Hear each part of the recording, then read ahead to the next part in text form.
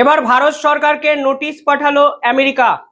আজকে আমেরিকার US department of homeland সিকিউরিটির পক্ষ থেকে ভারতের জন্য একটি নোটিশ ইস্যু করা হয়েছে এবং সেখানে ডোনাল্ড ট্রাম্পের যে এক্সিকিউটিভ অর্ডার ছিল সেই অর্ডারের একটি রিমাইন্ডার দেওয়া হয়েছে এবং পরিষ্কার বলা হয়েছে কালকে থেকে আমেরিকা ভারতের তৈরি যে কোনো প্রোডাক্টে যদি অন্য দেশ হয়েও সেই প্রোডাক্ট আমেরিকাতে যায় তাহলেও তার উপরে 50% ট্যারিফ অফিসিয়ালি চাপাবে। ইন্টারেস্টিং বিষয় কি জানেন, যে যে লিস্ট তারা প্রকাশ করেছে সেখানে এমন কিছু ফেসিলিটি ভারতকে তারা দিয়েছে, উল্টে যদি ভাবেন যে আমেরিকা ভারতের ওই সকল প্রোডাক্টের উপর ট্যারিফ চাপায়নি কিছুটা বাধ্য হয়েই, তা কিন্তু ডোনাল্ড ট্রাম্পের দৈন্যদশাকেই রিফ্লেক্ট করে। পুরো বিষয়টি শুরু হয়েছিল এপ্রিল মাসে ডোনাল্ড ট্রাম্প সর্বপ্রথম একটি এক্সিকিউটিভ অর্ডার সাইন করেন। সেই অর্ডারের নাম্বার কি ছিল 14257। সেখানে তারা বলেছিলেন যেহেতু ভারতের সঙ্গে ট্রেড ডিল হয়নি তার জন্য তারা বিভিন্ন ক্ষেত্রে ট্যারিফ চাপানো শুরু করবেন। এই এক্সিকিউটিভ অর্ডারটার মডিফিকেশন করা হয় কিছুদিন পর এবং আরো একটি অর্ডার ইস্যু করেন ডোনাল্ড ট্রাম্প। সেই অর্ডারের নাম্বার হলো 14329। এই অর্ডারেই কিন্তু ডোনাল্ড ট্রাম্পের পক্ষ থেকে পরিষ্কার বলা হয় যে আমরা ভারতের উপর 25% ট্যারিফ এবং 25% পেনাল্টি চাপাচ্ছি, অর্থাৎ টোটাল 50% ট্যারিফ চাপাচ্ছি শুধুমাত্র রাশিয়ার ক্রুড অয়েলকে কেনার জন্য। এই অর্ডার এবার অফিসিয়ালি ইমপ্লিমেন্ট করা হবে এবং এই ধরনের একটি নোটিশ ভারত সরকারকে পাঠিয়েছে ডোনাল্ড ট্রাম্পের প্রশাসন। পাশাপাশি তারা একটা খুব ইন্টারেস্টিং লাইন লিখেছে যেখানে তারা বলেছে 27শে আগস্টের আগে যে সকল প্রোডাক্ট অলরেডি ভারত থেকে বেরিয়ে গিয়ে আমেরিকার উদ্দেশ্যে রওনা হয়ে গেছে সেই সকল প্রোডাক্টের উপর কোনো রকম ট্যারিফ চাপানো হবে না। অর্থাৎ বার্তাটা স্পষ্ট যে এক্সিস্টিং যে প্রোডাক্টগুলো আমেরিকার মার্কেটের জন্য রওনা দিয়ে দিয়েছে সেগুলোকে ডোনাল্ড ট্রাম্প প্রশাসন আপাতত ছাড় দিয়েছে। এবার একটা লিস্ট আপনাদের দেখাচ্ছি, সেখানে দেখবেন তারা নির্দিষ্ট কিছু প্রোডাক্টের উপর ছাড় দিয়েছে এবং এটা রিফ্লেক্ট করে আসলে ডোনাল্ড ট্রাম্পের প্রশাসনের আসলে দৈন্য দশা ঠিক কতটা। মুখে বড় বড় কথা, অহংবোধ, হুঙ্কার, হুঁশিয়ারি এই সব কিছুকে ছাপিয়েও তারা কিন্তু কিছু কিছু সেক্টরকে ট্যারিফ ফ্রি রাখতে বাধ্য হয়েছে, যা নিঃসন্দেহে ভারতের নৈতিক জয়।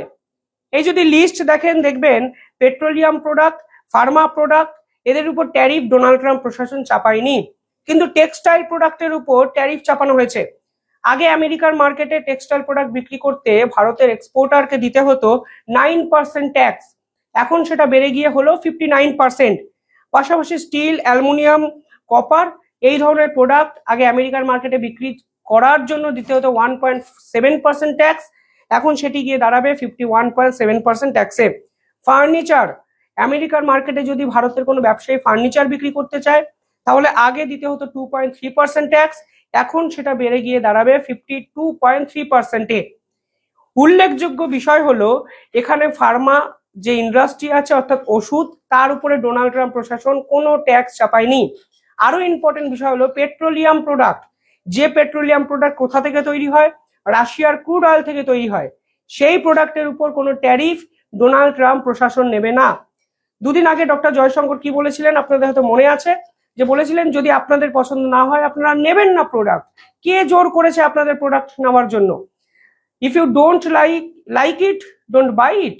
কিন্তু আপনারা রাশিয়ার ক্রুড অয়েলের দোহাই দিয়ে ভারতের উপর 50% ট্যারিফ চাপাবেন আর ভারতের থেকে পেট্রোলিয়াম প্রোডাক্টও নেবেন, সেটা একসঙ্গে তো হতে পারে না। এটা আসলে আপনাদের মতো প্রভাবশালী একটা রাষ্ট্রের দ্বিচারিতাকে এস্টাবলিশ করে। পাশাপাশি যদি সংখ্যার হিসাবে দেখেন এই মুহূর্তে ভারতের সাথে আমেরিকার যে সম্পর্ক তা হলো ট্রেড রিলেটেড সম্পর্ক, তা হলো $90 বিলিয়ন, মানে ভারতের ব্যবসায়ীরা আমেরিকার মার্কেটে $90 বিলিয়ন সামগ্রী বিক্রি করে। এখানে ইম্পর্টেন্ট যেটা বিষয় হলো ডোনাল্ড ট্রাম্পের এই এক্সিকিউটিভ অর্ডারের পর এবং নোটিশ জারি করার পর textile industry, James and jewellery sector এবং সি ফুড রিলেটেড যে বিজনেস আছে তা কিন্তু প্রাথমিকভাবে ধাক্কা খাবে, পরিষ্কার বোঝা যাচ্ছে। এবার দেখুন সলিউশনটা কি। সলিউশন ভারত সরকার ইতিমধ্যেই অনেকগুলো সেফগার্ড মেজারমেন্ট কিন্তু নিয়েছে এবং সেগুলোকেই কিন্তু জোর দেওয়ার চেষ্টা করবে যেন ক্ষতিটা একটু কম হয় ভারতের।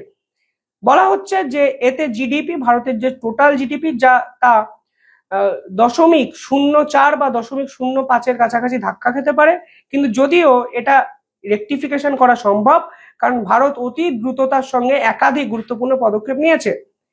এবার প্রশ্নটা হলো যে ডোনাল্ড ট্রাম্প চাইছেনটা কি? ডোনাল্ড ট্রাম্প কি চাইছেন? ডোনাল্ড ট্রাম্পও হয়তো মানে বিভিন্ন ক্ষেত্রে বুঝতে পারছেন না, তা হয়তো পরিষ্কার হয়ে যাচ্ছে। যদি তুমি আমাদের প্রোডাক্টের উপর ট্যারিফ চাপাও, তাহলে সমস্ত প্রোডাক্টের উপর ট্যারিফ চাপাবে, কিন্তু তুমি ফার্মাতে চাপালে না, তুমি পেট্রোলিয়াম প্রোডাক্টে চাপালে না, এবং তুমি বলতে চাইছো এই ট্যারিফ চাপানোর পরে আমেরিকান ফার্স্ট পলিসি তুমি ইমপ্লিমেন্ট করছো, অর্থাৎ আমেরিকানরা নাকি সব থেকে বেশি লাভবান হচ্ছে। দেখুন আমেরিকাতে কি অর্থের যোগান এই ট্যারিফ চাপানোর ফলে হচ্ছে তা ডোনাল্ড ট্রাম্পের অঙ্ক ছাড়া কেউ বুঝতে পারছে না।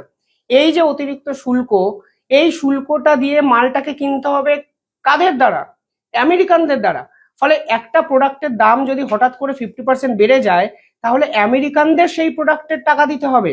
ডোনাল্ড ট্রাম্প কি বুঝতে পারছেন না? মানে ডোনাল্ড ট্রাম্পের কোষাগার ফুলে ফেপে উঠবে কাদের টাকায়?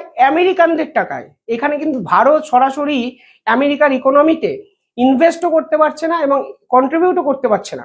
এটা তো সবার আগে প্রথম লজিক ভাবতে হবে। দ্বিতীয়ত, এই এক্সিকিউটিভ অর্ডারে অত্যন্ত গুরুত্বপূর্ণ একটি কথা লেখা আছে, যেখানে তারা বলছে তারা তাদের ন্যাশনাল সিকিউরিটির ইন্টারেস্টের জন্য ভারতের বিপক্ষে 50% ট্যারিফ লাগাতে বাধ্য হচ্ছে। অর্থাৎ ন্যাশনাল সিকিউরিটি মানেটা কি হচ্ছে? কারণ ডোনাল্ড ট্রাম্পের যে ন্যাশনাল পলিসি, সেখানে রাশিয়াকে তারা শত্রু ভাবছে, রাশিয়ার সঙ্গে তারা সংঘাত প্রতি মুহূর্তে জড়িয়েছে। ফলে রাশিয়ার থেকে ক্রুড অয়েল কেনা মানে আমেরিকান ন্যাশনাল ইন্টারেস্ট, ন্যাশনাল সিকিউরিটিকে নাকি ধাক্কা দিচ্ছে ভারত। এই এক্সিকিউটিভ অর্ডারে পরিষ্কার বলা হয়েছে। এবার ন্যাশনাল সিকিউরিটি মানেটা কি? ন্যাশনাল সিকিউরিটি মানে একটা দেশের জাতীয় সুরক্ষা। এবার ভারত কিনছে রাশিয়ার থেকে তেল, ভারত ওই তেলটাকে রিফাইন করে কোনো প্রোডাক্ট আমেরিকার মার্কেটে বিক্রি করছে, তাহলে এখানে তো রাশিয়ার সাথে ডিরেক্ট কানেকশন আমেরিকার হচ্ছে না। ভারতের কোনো প্রোডাক্ট যদি আমেরিকার মার্কেটে বিক্রি হয়, তাহলে ডোনাল্ড ট্রাম্প কি বলতে চাইছেন ভারত আসলে আমেরিকার ন্যাশনাল সিকিউরিটির ক্ষেত্রে থ্রেট? আমি সত্যি জানি না। যে দেশ আসিম মুনিরের সঙ্গে বৈঠক করে, যে দেশ পাকিস্তানের মতো সন্ত্রাসবাদী একটা রাষ্ট্রের ফিল্ড মার্শালকে রীতিমতো ভিআইপি ট্রিটমেন্ট দেয়, সেই দেশ ন্যাশনাল সিকিউরিটির কথা বলছে ভারতের বিপক্ষে, শুধুমাত্র ভারত নাকি রাশিয়ার থেকে একটু কম দামে তেল কিনছে। আমি সত্যিই জানি না ডোনাল্ড ট্রাম্পের এক্সিকিউটিভ অর্ডারে ন্যাশনাল সিকিউরিটির এই পয়েন্টার মানেটা কি। তারা তাদের ডোমেস্টিক মার্কেটকে সেফগার্ড করতে চাইছে? সেটা নয়, কারণ ভারত যে রেটে তেল আমেরিকাতে বিক্রি করে, এটা আমেরিকারই লাভ হচ্ছে, অন্য কারো লাভ হচ্ছে না। বা আমেরিকারই বাজারের কিন্তু ইম্পর্টেন্ট একটা বিষয় হচ্ছে যে প্রোডাক্টগুলো ভারত বিক্রি করে তার জন্য।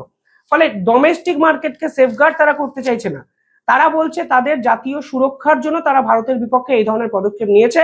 এবং এই এক্সিকিউটিভ অর্ডারকে কালকে সাইন করা হয়েছে এবং এটা অফিসিয়ালি ইমপ্লিমেন্ট করার সময় হয়ে গেছে, তার জন্য তারা ভারতকে নোটিফাই করেছে কালকে হঠাৎ করে। প্রধানমন্ত্রী নরেন্দ্র মোদী একটি স্টেটমেন্ট দিয়েছেন, তিনি সরাসরি বলেছেন যদি আমাদের স্বার্থ বিঘ্নিত হয় তাহলে আমরা কারুর কাছে মাথা নত করব না। প্রধানমন্ত্রী পরিষ্কার বলেছেন no matter how much pressure, এবং পরিষ্কার বলা হচ্ছে যে আমাদের উপর যত পারেন আপনারা চাপ দিন, will keep increasing our strength, আমরা আমাদের শক্তি বৃদ্ধি করবই। এবং ভারত কিন্তু ঠিক সেটাই করেছে। অর্থাৎ চরমে সংঘাত কমার কোনো জায়গা অন্তত দেখা যাচ্ছে না। সব মিলিয়ে পরিস্থিতি কিন্তু আরো জটিল থেকে জটিলতর জায়গায় নিয়ে গেলেন আমেরিকার প্রেসিডেন্ট ডোনাল্ড ট্রাম্প। আপনারা কিভাবে দেখছেন পুরো বিষয়টি কমেন্টে জানাবেন।